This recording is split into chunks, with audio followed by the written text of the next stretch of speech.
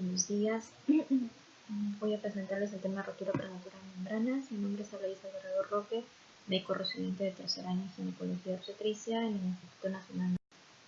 La rotura prematura de membranas es definida como la rotura de estas antes del inicio del trabajo de parto. El periodo de latencia se da en lo que es el tiempo que transcurre entre lo que es la rotura y el término de la gestación. Y también saber que la rotura prematura pretérmino de membranas ocurre antes de las 37 semanas. La definición con la que trabajamos es aquella rotura espontánea de las membranas coriónicas en la cual se produce antes del inicio del trabajo de parto en una gestación posterior a 22 semanas. No puede ser una gestación de 17, de 20, de 15 semanas que hablemos de rotura prematura de membranas, sino ya como un interno. Generalmente se da la rotura prematura de membranas hasta un 10% en los embarazos a término, y si el trabajo de parto no es inducido, más o menos hasta un 70% de estos comienzan a hacer trabajo de parto espontáneamente en un periodo no mayor de 24 horas, y el 95% lo hará hasta un periodo no más de 72 horas. Vamos a ver que la rotura prematura pretérmino ocurre más o menos hasta un 3%, generalmente del 0.5% ocurre en gestaciones menores de 27 semanas, el 1% en gestaciones entre las 27 a 34 semanas y 1% dentro de lo que son los embarazos de 34 años. Las estructuras de las membranas fetales, vamos a ver las membranas coriónicas, vamos a ver que la membrana amniótica tiene más o menos 5 capas y la membrana coriónica tiene 3 capas, todas ellas recubiertas de colágeno de colostrum. Los factores de riesgo, vamos a ver que el más importante es el haber tenido una rotura prematura pretérmino de membranas en un embarazo anterior, el haber tenido un parto pretérmino con un cervix corto menor de 2.5 centímetros, el haber tenido hemorragia del segundo y tercer trimestre, bajo estatus socioeconómico, índice de masa corporal bajo, tabaquismo, algún déficit de oligoelementos, procedimientos invasivos, enfermedades con colágenopatías y todos los factores que estén asociados a una sobreextensión uterina como embarazo gemelar, macrosomía fetal, miomatosis uterina, infecciones genitales y traumatismo genitales. También están todos los factores de riesgo que se asocian a un parto pretérmino. Y la fisiopatología va a marcar desde la misma, se colonizan las bacterias, va a haber una mayor cascada inflamatoria donde va a haber liberación de fosfolipasa 2, liberación de interleuquinas 168, de factor de crecimiento tumoral, liberación de más granulocitos, endotoxinas bacterianas, y esto va a generar que haya prostaglandinas 2, que las membranas se debiliten por las elastasis que producen los granulocitos y hacen que se disminuya o se rompan las fibras del colágeno, haya proteólisis, al final generan unas membranas debilitadas y se rompe.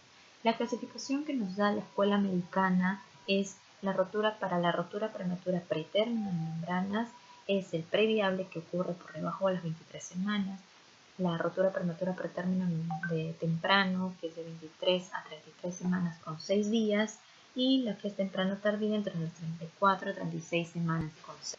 El cuadro clínico va a depender si está asociado a una infección intraamniótica o no. Vamos a ver que si no hay infección intraamniótica, solo se evidencia la pérdida de líquido, que generalmente no tiene mal olor, y las funciones vitales de la mamá están normales. Pero si está asociado a una infección intraamniótica, se va a ver que este líquido es turbio, tiene mal olor, está asociado a fiebre, a taquicardia materna, taquicardia fetal y irritabilidad uterina, o ya asociado a síntomas de sepsis o shock. El diagnóstico se hace mediante la visualización directa de lo que es el líquido amniótico en la especuloscopía. Colocamos el espéculo y le pedimos de una maniobra de Valsalva que la mamá puje, tosa, y se debe evidenciar que sale el líquido amniótico a través del orificio cervical externo y cae al fornix posterior o fondo del saco posterior de la vagina. Los otros dos criterios en los cuales nos ayudamos a confirmar la pérdida de líquido es que la mamá nos refiera que está perdiendo el líquido amniótico, en un 40% esto es certero, y también nos ayudamos en la ecografía con la evidencia del orina. La Royal College igual hace la recomendación que el diagnóstico solo se hace mediante el examen de especulación. ¿Y cómo hacemos ahora el diagnóstico? Según la guía NICE nos dice que si una paciente nos reporta síntomas de pérdida de líquido, tenemos que hacerle especuloscopía. Si esta especuloscopía es negativa, podemos considerar hacer otros test. como vamos a verlo más adelante. Y si estos test son negativos, pues tranquilos, la paciente no va a estar perdiendo el líquido.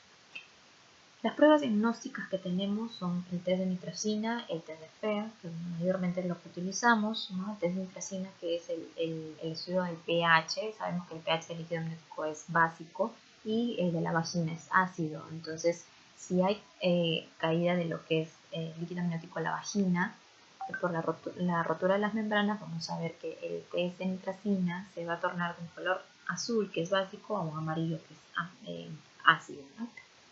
En test de FAIR vamos a ver lo que es la cristalización de lo que es el líquido amniótico.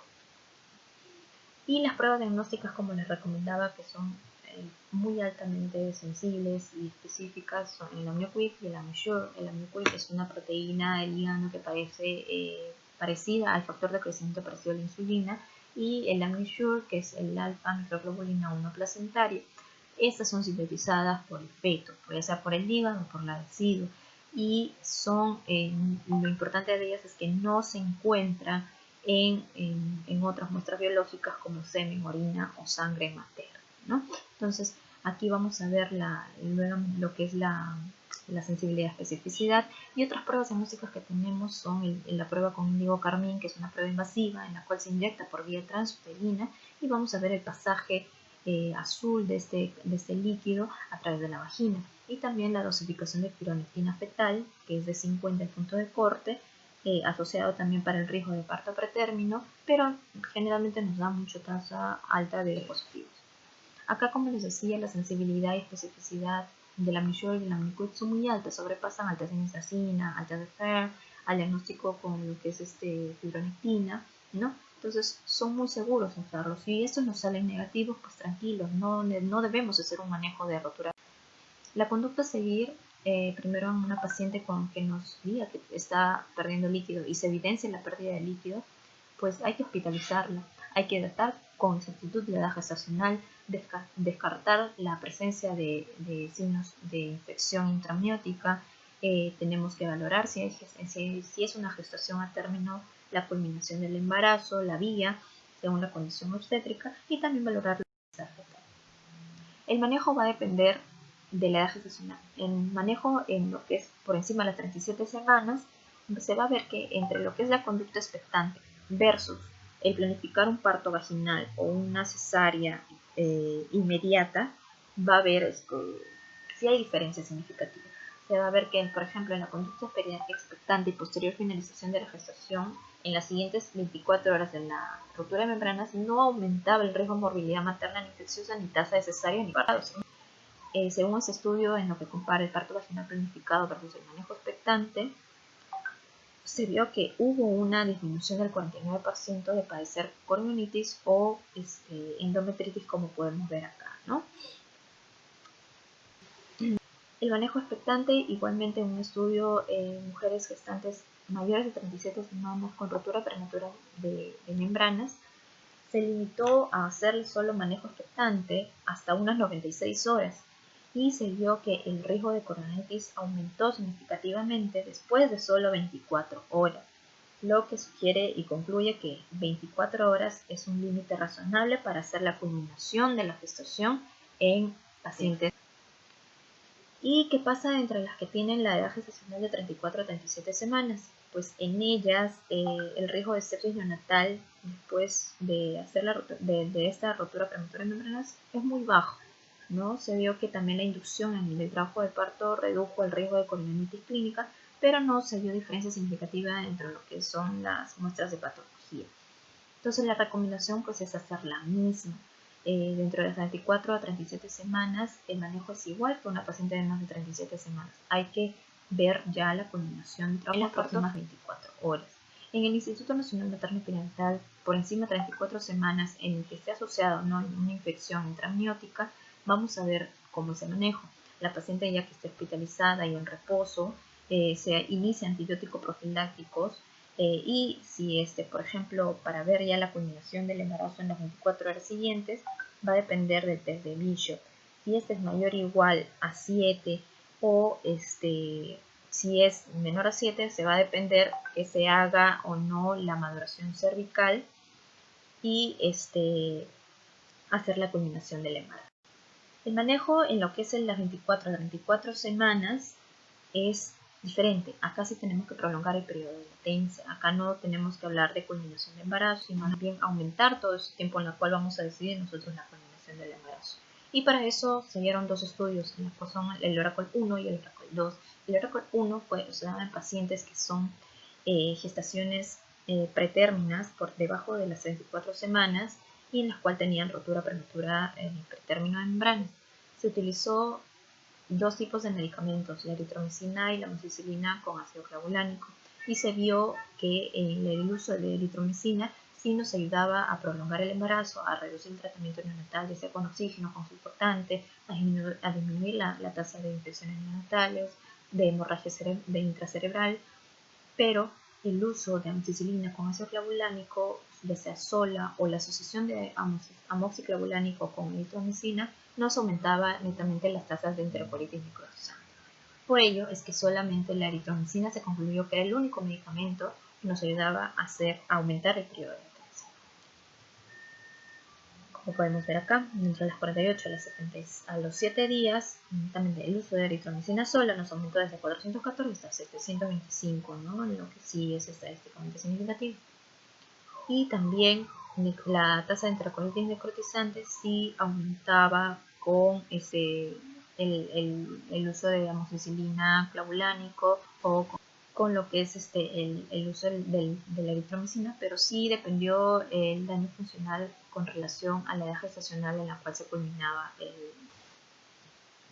el estudio Oracle 2 fue un estudio en el cual se utilizó en pacientes que tenían por debajo de 34 semanas con el riesgo de parto pretérmino, pero con membranas intactas, o sea, no tenían rotura de membranas, y quisieron ver si esos medicamentos, igualmente la eritromicina, amoxicilina, clavulánico, nos ayudaba a disminuir la tasa de parto prematuro. Pero aquí sí fue diferente los hallazgos. Se vio que, por ejemplo, teníamos mayor tasa de daño funcional en el seguimiento, en las cuales se les administraban eritromicina a las mamás, ¿no? Sí aumentó el deterioro funcional en los hijos a los 7 años de edad en el seguimiento, y dentro de ellos fue la parálisis cerebral la que más frecuente. Entonces vamos a ver que el uso sí de eritromicina pues nos disminuía, al menos en rotura prematura de membranas y parto pretérmino, disminuía 34% la tasa de coriomenitis, de 29% el parto a las 48 horas, 33% la infección neonatal, el 17% uso surfactante, el 12%. Este es el esquema en el cual utilizamos el uso de eritromicina y la amoxicilina, ¿no? Para los 2 primeros días utilizamos amoxicilina y eritromicina, y en los últimos 5 días amoxicilina con eritromicina. Esquemas que tal vez no lo tengamos, al menos en vía oral, lo que es la 333, pero lo adecuamos. ¿Deberíamos utilizar autocolíticos en la rotura prematura de membranas? Pues no, porque se ve que si utilizamos tocolíticos, obviamente nos va a aumentar el periodo de latencia, pero también nos va a aumentar la tasa de colitis a 2 semanas, y no queremos eso. Entonces, sí nos ayuda, obviamente, a ver menos nacimientos, pero no hubo mejoría significativa en la morbilidad perinatal. Corticoides sí debemos utilizar un solo curso dentro de las gestaciones de 24 a 34 semanas con rotura membrana. El manejo de la rotura prematura de membranas previable por debajo de 23 semanas debe ser individualizado.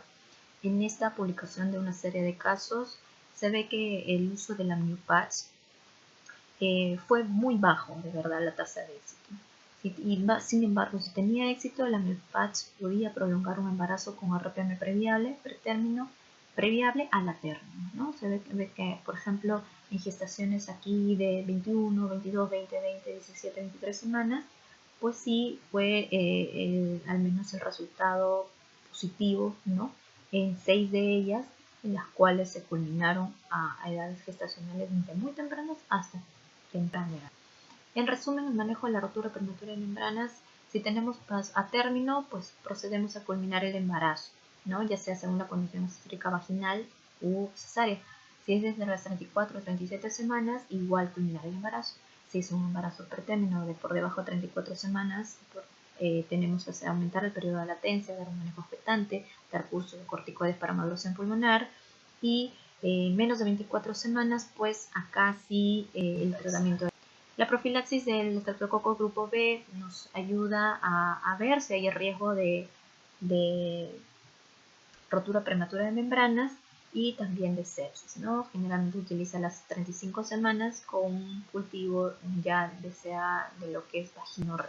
Eso sería todo. Muchas gracias.